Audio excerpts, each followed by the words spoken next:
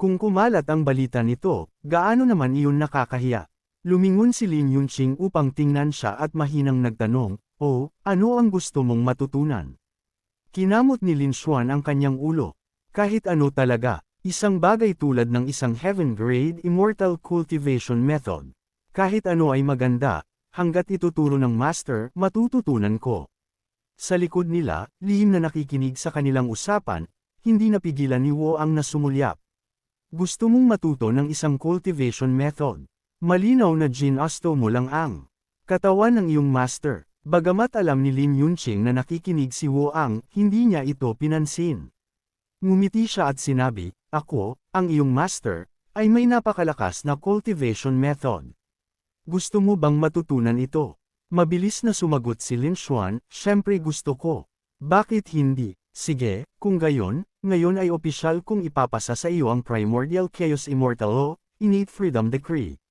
Ngunit mayroong isang kondisyon, kung matutunan mo ito sa buhay na ito, hindi ka dapat mangako ng katapatan sa anumang ibang sekta o master. Handa ka ba?" Tiningnan ni Lin Xuan ang kanyang master ng seryoso at si Wo Ang, matapos marinig ang mga salitang ito, naramdaman niya na tinamaan siya ng kidlat.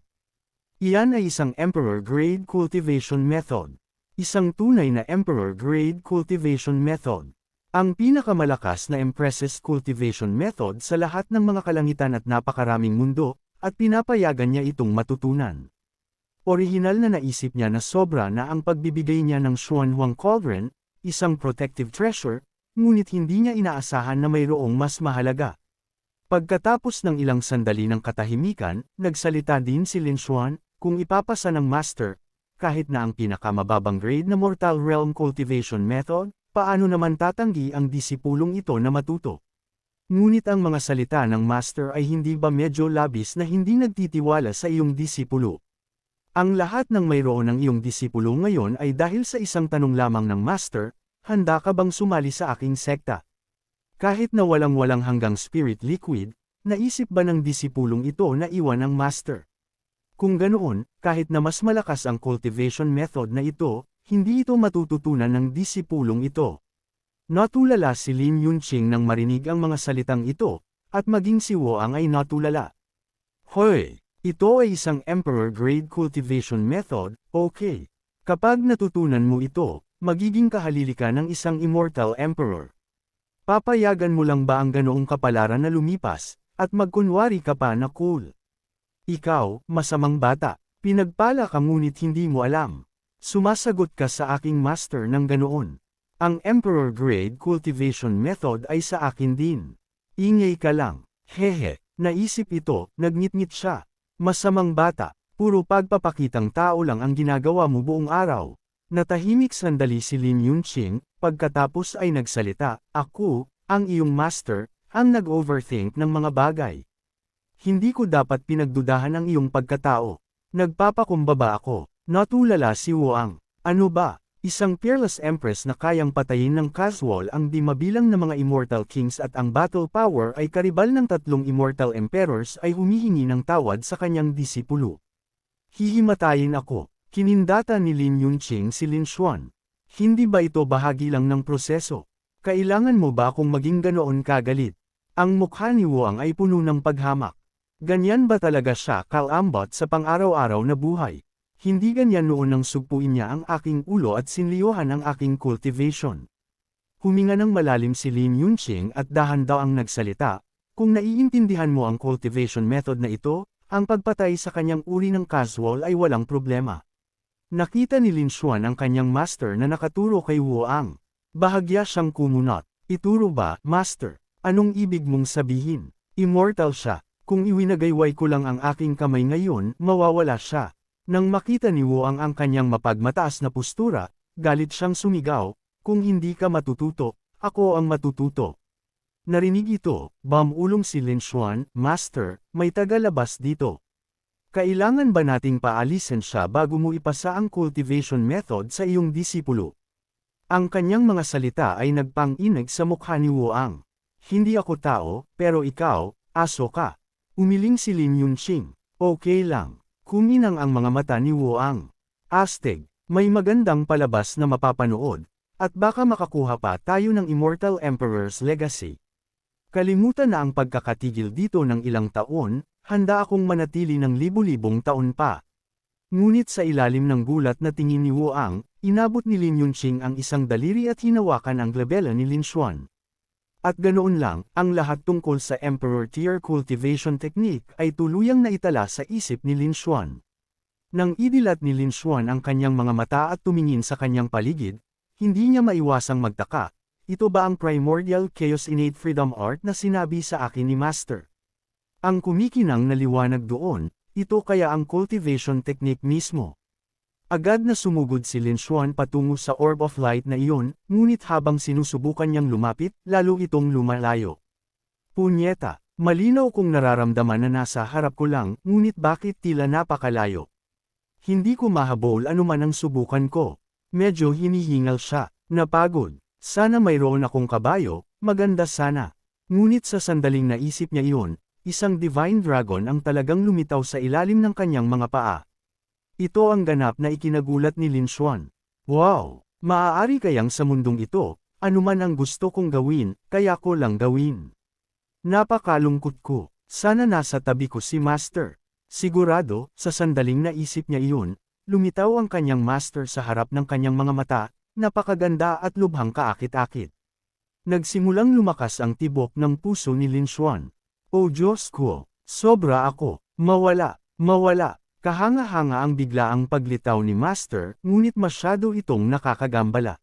Kung gusto kong makita ang isang eksena na tulad nito muli, hindi ko ba ito kayang likhain ang sarili ko mamaya kapag may kapangyarihan na ako? Hindi ako ipinanganak ng langit. Ang libu-libong taon ay parang mahabang gabi. Hayaan magkaroon ng liwanag. Malakas na sigaw ni Lin Xuan, pagkatapos ay sumugod patungo sa Orb of Light na iyon upang kunin ito. Samantala, sa labas ng mundo, sa ilalim ng mapagmasid na mata ni Wuang, nakaupo pa rin si Lin Xuan at Lin Yunqing nang nakakrus ang mga binti sa gitna ng hangin. Bamulong si Wuang, hindi ko pa nakita ang anumang Immortal Emperor na nagpapasa ng kanilang Dao tradition sa isang mortal na tulad niya. Ngunit ito ay isang Emperor Tier Cultivation Technique. Kaya ba niya itong intindihin? Maaari rin nila itong ibigay sa akin sa halip. Gayunpaman, sa sandaling sinabi niya iyon, nakita lamang niya ang isang spiritual energy vortex na lumitaw mula sa katawan ni Lin Xuan. Galit na galit nitong sinipsip ang lahat ng spiritual energy mula sa langit at lupa. Maging ang spiritual liquid sa lawa ay unti-unting sinipsip ni Lin Xuan. Holy moly! Ngayon, ang spiritual liquid ay agad na nilinis ni Lin Xuan, nagiging pinakamadalisay na spiritual energy at dumadaloy sa kanyang katawan. Ang aura ng kanyang cultivation realm ay patuloy na tumataas. Sa tabi niya, tuwang-tuwa rin si Lin Yunqing. Lin Xuan ay talagang kahanga-hanga. Napakabilis niyang natuto. Nanlaki ang mga mata ni Wuang at nakanganga ang kanyang bibig. Hindi. Naunawaan niya ang isang Emperor Tier Cultivation Technique sa loob ng wala pang 4 na oras.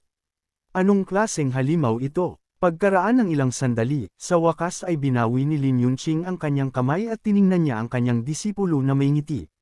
Sa antas na ito ng pag-unawa, hindi katakataka na kaya niyang unawain ang ultimate Dao kahit sa panahong ito.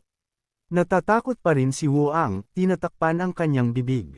Kaya ba niya talagang maging isa pang Immortal Emperor mula pa noong sinaunang panahon hanggang ngayon? Patuloy pa rin ang heavenly phenomena, at patuloy pa ring tumataas ang cultivation ni Lin Xuan, na walang palatandaan ng pagtigil. 6 na oras mamaya, ngumiti si Lin Yunqing at sinabi, mukhang dumating na ang oras. Muli niyang inabot ang kanyang kamay at hinawakan ang glabella ni Lin Xuan. Sa kalandahan daw ang idinilat ni Lin Xuan ang kanyang mga mata. Nang makita ang kanyang master at si Wuang sa harap niya, naguguluhang kinamot niya ang kanyang ulo. Ha! Bakit ganyan kayo makatingin sa akin? Ngumiti si Lin Yunqing at sinabi, damhin mo ang iyong cultivation level. Naguluhan si Lin Xuan. Hindi ba Great Ascension? Ngunit natigilan siya sa kalagitnaan ng pagsasalita. Holy crap! Paano ako umabot sa late stage of tribulation transcendence? Lumapit si Lin Yunqing, nakangiti. Pagbati, opisyal ka nang naging aking direktang disipulo. Medyo nagulat si Lin Xuan. Ha? Ito ba ay isang pagsubok? Master, kung hindi ko maintindihan ang cultivation method na ito, Paalisan ba ako ni Master? Umiling si Lin Yunqing. Hindi na kailangan. Ngunit kung ganoon, kalahati lang ang magagawa mo. Narinig iyon, naglalaway na si Lin Xuan. Kung hindi ako magiging disipulo, maaari akong maging asawa, kabiyak, at iba pa. Hehe, hindi ba ibig sabihin nito ay mas maraming pagpipilian na ako ngayon? Nang makita ang kanyang pervert na mukha, naguguluhang nagtanong si Wu Ang, anong kakaibang iniisip na naman ng batang ito? Agad na umubo ng 2 beses si Lin Xuan. Ehem, Master, kanina lang sa chaotic space, marami akong nakita tulad ng hindi pagpapahintulot. Bago pa man siya matapos, nagsalita si Lin Yunqing, ang naaalala mo, ang iniisip mo, ay lahat totoo. Totoo, kaya, ehem. Nag-imagine ng katawan ng kanyang master bilang isang magandang painting, hindi maiwasang umubo ng ilang beses si Lin Xuan. Nang makita siya ng ganoon, nag-aalalang nagtanong si Lin Yunqing, ayos ka lang ba? Dumudugo na ang ilong ni Lin Xuan. Ayos lang ako, marahil ay hindi pa kaya ng aking katawan ang mataas na presyon. Malamig na sumangot si Wu Ang mula sa gilid. Oo nga, sino ang maniniwala sa iyo? Narinig siyang nagsalita, casual na sumagot si Lin Yunqing, kung ganoon, bumalik ka na at magpahinga. Babalik na rin ako sa aking silid. Kung gayon, magalang na nagpapalam ang disipulo sa master. Naglakad ng mag-isa si Lin Xuan, nagmuni-muni. Bilang isang tunay na lalaki na nakatayo ng tuwid sa pagitan ng langit at lupa, gusto ko ba talagang umasa sa iba habang buhay? Nako, ang ibinigay ng master ay sobra, at siya ay isang napakagandang dilag. Kahit hindi siya sugar mommy, sapat na siyang kaakit-akit upang makakuha ng maraming atensyon. Kaya, napagpasyahan ko na walang hiya sa pagiging alaga. Pagkatapos ng lahat, siya ang master ko. Nakatitig sa daan sa ilalim ng kanyang mga paa, lubos na nasiyahan si Lin Xuan. Mukhang malinis ang daang ito. Hindi may kakaila na lalong lumalakas ang work ethic ni Old Wang. Mukhang kahit umakyat ako at umalis sa mga hangganan ng bangin sa hinaharap, hindi mag-aalala si Old Wang sa pagkagutom sa kanyang mga kasanayan. Ngunit teka, feeling ko may nakalimutan ako. Naaalala ko bago ako pumunta sa bundok, sinabi sa akin ni Master, karaniwan, ang kailangan ko lang gawin ay walisan ang lupa, linisin ang mga damo, at pakainin ang mga spiritual beasts. Naaalala ko na. Sa pagbibilang ng mga araw, ilang taon na ako sa Chenhai Peak. Hindi pa ako nakapagpakain ng anumang spiritual beasts kahit minsan. Medyo kinabahan siya, baka hindi naman namatay sa gutom ang mga spiritual beasts. Tama. Anong klaseng spiritual beast kaya iyon? Medyo curious. Pumunta siya sa lugar na nililinis sa likod ng Chuhai Peak. Sa master status, tiyak na hindi siya magpapalaki ng ordinaryong spiritual beasts. Kaya, nang pumasok si Lin Xuan, ang nakita niya ay ikinagulat niya. Ito ay isang panda na may maliwanag na pulang mga mata, kilala sa mundong ito bilang Divine Beast One. Ngunit sa sandaling nakita nito si Lin Xuan, biglang kuminang ang maliwanag na pulang mga mata nito sa tuwa. Master, sa wakas, bumalik ka na. Natulala si Lin Xuan. Ito ay isang national treasure spiritual beast. Nagpapalaki si Master ng isang panda. Sino ang nakakaalam na may mga panda sa Yuan Realm? Ang panda, luhaan, Master.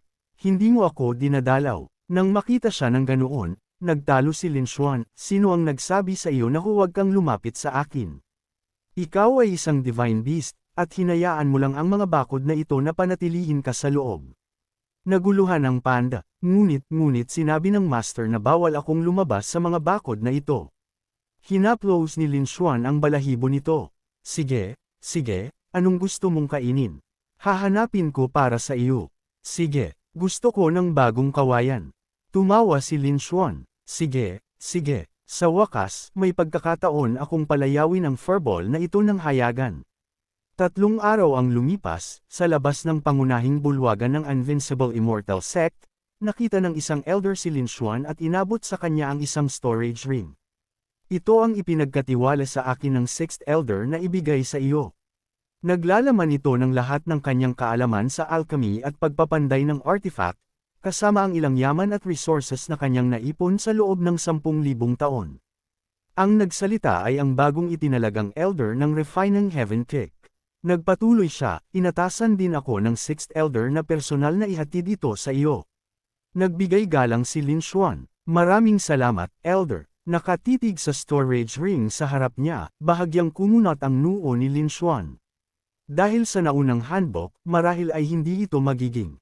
Bago pa man buksan ni Lin Xuan ang singsing upang tingnan, narinig niya ang isang pamilyar na boses sa kanyang tainga, Junior Brother. Nang makita na si Bai Conling ito, agad siyang nagbigay galang. Pagbati, Senior Sister, nilapitan ni Bai Conling si Lin Xuan, nakangiti. Sa iyong talento, ngayon ay malapit ka na siguro sa early stage ng Great Ascension Realm, di ba? Kung may hindi ka naiintindihan mamaya, maaari mo akong tanungin. Nakatitig sa kilos ni Bai Conling, mahigpit na kumunat ang noo ni Lin Xuan. Hindi ito ang kanyang karaniwang estilo. Ang kanyang karaniwang estilo ay dapat na magmakaawa sa akin na mabilis na sabihin kay Elder Lee na gusto rin niyang sumali sa Chen Hai Peak. O baka nahulog siya sa isang lugar at malubhang nasugatan. Iyon siguro iyon. Oo, iyon nga. Nang makita ang kanyang ekspresyon, paano hindi maiintindihan ni Bai Conling ang iniisip niya. Umubo siya ng ilang beses, pagkatapos ay nagpatuloy, pagkatapos ng ilang araw ng masipag na cultivation, plus ang mga spirit stones na ibinigay sa akin ni Sect Leader Shishu, nasa mid-tribulation transcendent stage na ako. Haha, ngayon, kwalipikado na akong sumali sa Chen Hai Peak. Kuminang ang mga mata ni Lin Xuan. Gaya ng inaasahan, ito ang tunay siya. Sa aking mid-tribulation transcendence cultivation, binibigyan ng kaunting pabor ang Chen Hai Peak, tiyak na walang problema sa pagkakataong ito, di ba? Gumawa ng dahilan si Lin Xuan para umalis. Sinabi ko kay Master, ngunit mukhang hindi siya interesado sa iyo. Walang magawa, nagmakaawa si Bai Conling. Kung gayon, paano kung kunin mo akong disipulo? Hanggat makakasali ako sa Chen Hai Peak, gagawin ko ang anumang sabihin mo. Tumigil si Lin Xuan, lumingon. Isang taon na at gusto pa rin niyang pumasok sa Chen Hai Peak. Mukhang minamaliit ko ang kanyang determinasyon. Naisip ito, nagsalita si Lin Xuan, teka. Huwag nating pag-usapan ito, Senior Sister. Kung nasa mid-tribulation, transcendent stage ka na, bakit hindi mo subukang mag-seclusion at harapin ang heavenly tribulation? Pagkatapos ng heavenly tribulation, baka may pag-asa ka. Nag-isip sandali si Bai Conling, pagkatapos ay bahagyang tumango. Ngunit plano kong maglakad-lakad muna sa mortal realm. Ang heavenly tribulation ang pinakamalaking kalamidad para sa mga cultivator sa proseso ng cultivation, at kaunting kapabayaan ay magdudulot ng iyong buhay. Sa panahon ng tribulation, dapat na kumpleto ang iyong Dao Heart, walang may iwan na pagsisisi, kung hindi, napakababa ng success rate ng tribulation. Natulala si Lin Xuan nang marinig ito. Oh, may ganoon palang kasabihan. Oh, oo nga pala, Lin Xuan, anong cultivation level mo na ngayon? Casual na sumagot si Lin Xuan, late stage of tribulation transcendence. Tumingin sa kanya si Bai Conling. Tanging ang late stage of tribulation transcendence lang. Hindi ka ba nasa mid-stage na nang lumabas ka sa forbidden area? Bakit ganyan ka lang ngayon? Nang sabihin iyon, may naunawaan siya. Nanlaki ang kanyang mga mata, nakanganga ang kanyang bibig, at sumigaw sa hindi paniniwala, ano? Sabihin mo ulit, ikaw ay nasa late stage of tribulation transcendence. Tumango nang may kumpiyansa si Lin Xuan. Oo, tama. Ang late stage of tribulation transcendence. Napakasaya ni Bai Conling nang mapansin niya na sa loob lamang ng isang taon, biglang nagkaroon ng ideya sa kanyang isipan. Hindi tama iyon. Medyo hindi siya nasiyahan at mahinang sinabi, Lin Xuan, patas ka ba kay Elder Ling sa paggawa nito? Nagulat si Lin Xuan nang marinig ito. Ha, paano ko naman banibigo ang master? Nagpatuloy si Bai Conling, ang bilis ng pagtaas ng iyong cultivation level, hindi ba dahil sa dual cultivating ka araw at gabi sa Peerless Furnace Cauldron na iyon? Dual cultivating. Natulala si Lin Xuan, ngunit inimagine niya ang kanyang sarili na dual cultivating kasama ang kanyang master, na nagpapula sa kanyang pisngi. Agad siyang sumigaw, ito ay lahat ng resulta ng aking masipag na cultivation. Nakuha ko, ito ay masipag lang na cultivation, ngunit sa bibig mo, naging dual cultivating araw at gabi. Hindi naniwala si Bai Conling. Gaano katagal na ba mula nang umalis ka sa Forbidden Ground? Mahigit 1 taon lang. Sino ang kayang lusutan mula sa middle stage of integration realm patungo sa late stage of tribulation transcendence realm sa isang go? Bukod pa rito, ang middle stage of integration realm na iyon ay resulta ng tuloy-tuloy na breakthroughs. Kung ganoon kadali ang mga breakthroughs, ang Invincible Immortal Sect, maging ang Yuyang realm ay hindi magkakaroon ng di mabilang na mga cultivators na natigil sa integration o Great Ascension realm. Kuminang ang mga mata ni Lin Xuan at sinabi, ang isang furnace cauldron ay magagamit lang ng isang beses. Dapat alam mo iyan, di ba? Iyan ay mahalagang bagay na inilalaan ko para makalusot sa Earth Immortal. Hindi naman siguro ako ganoon katanga para gamitin iyon ngayon, di ba? Bahagyang tumango si Bai Conling. Mukhang may punto. Kaya, anong nangyari sa iyong cultivation level? Mapagmataas na sinabi ni Lin Xuan, talento lang. Ganoon lang talaga kagaling ang aking aptitude. Mahirap na hindi mag-breakthrough. Sige, senior sister, bakit ka biglang gustong pumunta sa secular world? Sumagot si Lin Xuan, sumagot si Bai Conling, hindi ba't sinabi mo lang sa akin na masipag akong mag-cultivate at maghangad ng tribulation? Oo nga pala. Kasi bigla kong naalala na 100 taon na ang nakalipas, may isang senior sister na napakabait sa akin. Ngunit nang subukan niyang lampasan ang heavenly tribulation, nagkaroon siya ng mental demon dahil sa ilang hindi natapos na usapan at sa huli ay nilamon ng inner fire. Oh, kaya, anong plano mong gawin? Mahinang, sinabi ni Bai Conling, gusto kong maranasan ang buhay ng isang mortal, pagkatapos ay mag-seclusion upang makalusot sa late stage of tribulation transcendence realm bago subukan ang heavenly tribulation. Ngumiti si Lin Xuan at sinabi, kung gayon, nais ko ang senior sister ng tagumpay sa paglampas sa tribulation bago. Kinindatan ni Bai Conling, anong klaseng relasyon ba ang mayroon tayo? Ang pagsasabi ng ganoong formal na salita, masyado itong malayo. Tumawa si Lin Xuan at sinabi, tama ka. Haha, pagkatapos niyang umalis, nag-isip si Lin Xuan. Nang marinig ang usapan ng senior sister tungkol sa mga mental demons, marahil dapat din akong bumalik sa secular world para sa isang paglalakbay. Kung titingnan ang oras, dapat akong bumalik at tingnan. Pagkatapos ng pagharap sa lahat ng bagay sa secular world, susubukan ko ang heavenly tribulation. Kung hindi, kung magawa kong kumapit sa malakas na hita ni Master ngunit mamatay sa ilalim ng heavenly tribulation, masyado namang hindi patas iyon. Pupunta ako at sasabihin sa Master ngayon. Tumawa ang uwak sa tabi niya at sinabi, anong klaseng heavenly tribulation ang mayroon ka pa sa mundong ito? Tinitigan ni Lin Xuan, ngumuso at pinagsabihan, wala kang ginawa buong araw kundi puro kalokohan. Maglinis ka ng bahay. Bigla, isang pamilyar na boses ang umalingaw-ngaw mula sa itaas, Lin Xuan Ge. Nang makita ang taong dumating, kuminang ang mga mata ni Lin Xuan. Bakit ka nandito? Lumuha si Fang Bai, dala pa rin ang kanyang 2 biloy na dibdib. Sinabi niya, salamat sa mga pagpapala ni Lin Xuan Ge. Naging core disciple ako, kaya't lalo akong naparito upang magpasalamat sa iyo ngayon. Ngumiti si Lin Xuan at sinabi, oo, hindi masama, hindi masama. Nakita ang dalawa na nagtatawanan at nagkukulitan, tumigil sa pagpapabeya si Wuang at tumayo doon, sinisiyasat si Fang Bai ng kanyang mapanuring mga mata. Sinabi ni Fang Bai, tuwing hinahanap kita dati, hindi ka naruroon. Ngayon, pagkatapos bumalik mula sa mortal realm, naisip ko lang na dumaan at tingnan kung naruroon ka. Lumabas na swerte ako at nakita kita agad. Kinamot ni Lin Xuan ang kanyang ulo. Hindi ba't palagi akong nasa closed-door cultivation dati? Kaya, kailan ka naging core disciple? Nag-isip sandali si Fang Bai bago sumagot. Kasi nang makita ako ng master na bumalik kasama ka mula sa Southern Yang Dynasty, tinawag niya ako at nagtanong tungkol sa aming relasyon. Kaya sinabi ko sa kanya ang totoo at tuwang-tuwa siya nang marinig niya iyon. Ganoon ako naging core disciple. Ngunit sa panahong iyon, nasa late nascent soul stage pa lang ako at naging core disciple ng Invincible Immortal Sect, na halos hindi pa naririnig. Ito ang makukuha mo sa pagkakalapit sa isang makapangyarihang tagapagtaguyod. Mukhang may naalala si Lin Xuan. Ay, oo nga pala. Sabi mo galing ka sa mortal realm.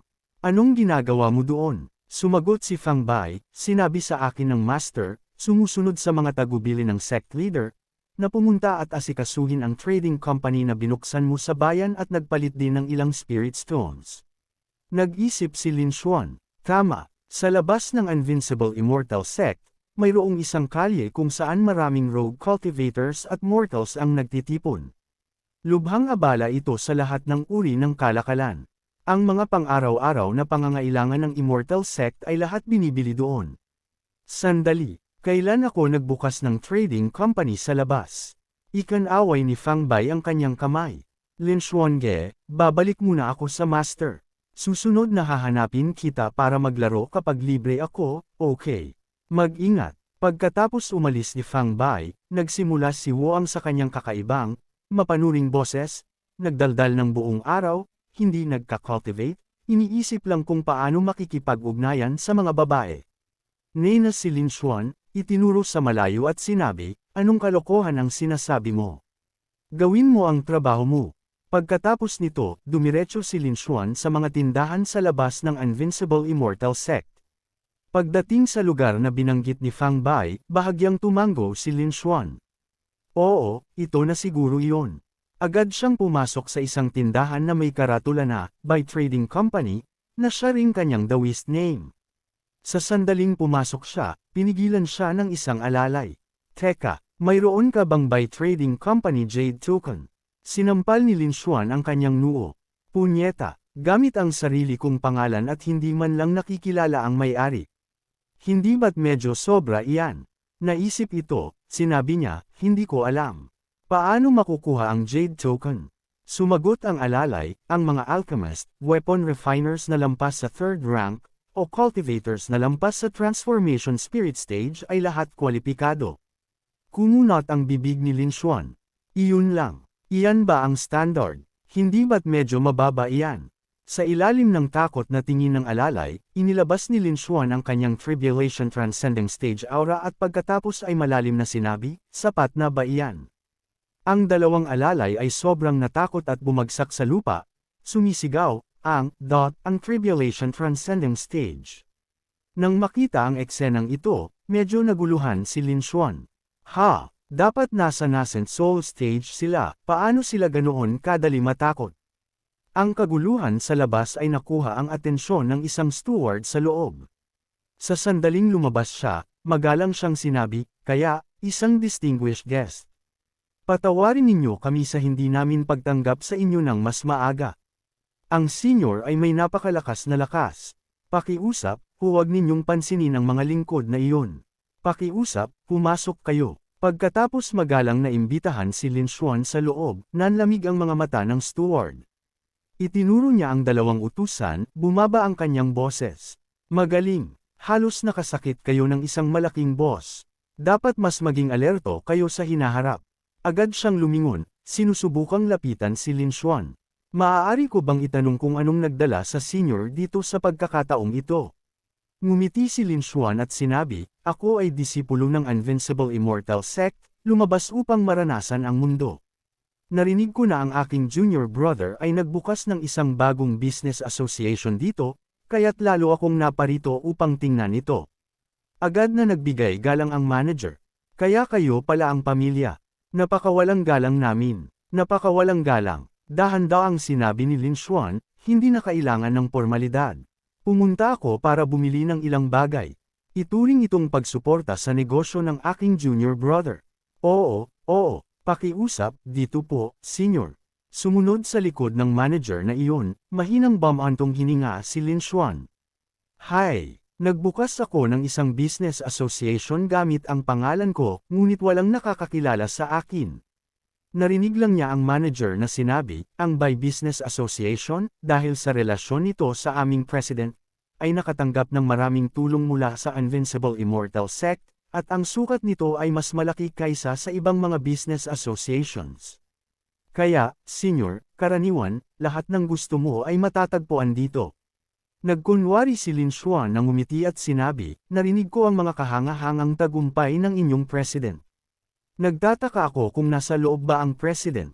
Gusto ko siyang makita. Mahinang sinabi ng matandang manager nang hindi itinatago, ang aming president ay karaniwang abala, karamihan ay nag-cultivate sa inner sect, kaya ang Vice President ang nag-aasikaso ng lahat sa Business Association. Siyempre, lahat ay ayon sa kagustuhan ng aming President. Halos gusto ng dumura ng dugo ni Lin Xuan. Kung hindi lang dahil sa katotohanan na, wala akong ibinigay na anumang tagubilin, talagang maniniwala ako sa iyong. Naisip ito, sinabi niya, sige. Dalhin mo ako para makilala ang iyong Vice President. Agad pagkatapos, dinala ng manager si Lin Xuan sa isang silid. Pagpasok niya, ipinakilala niya, Vice President, ang senior na ito ay ang iyong senior brother, isang core disciple ng Invincible Immortal Sect. Hindi labis na sabihin na umuunlad si Lin Xuan sa Invincible Immortal Sect, ngunit ang taong pinakamahalaga sa kanya ay ang Vice President nating ito. Nang marinig ito, bahagyang kumunat ang sulok ng bibig ni Lin Xuan. Oh, ganoon ba? Saka lang idinilat ng Vice President ang kanyang mga mata, ngunit nang makita niya ang taong lumitaw sa harap niya, bigla siyang tumayo ng nagmamadali, nanginginig ang boses habang sinasabi, Lin Xuan Senior Brother. Ang mga salitang ito ay parang kidlat sa manager. Siya si Lin Xuan. Ibig sabihin, nasa harap ko mismo ang lalaki kanina.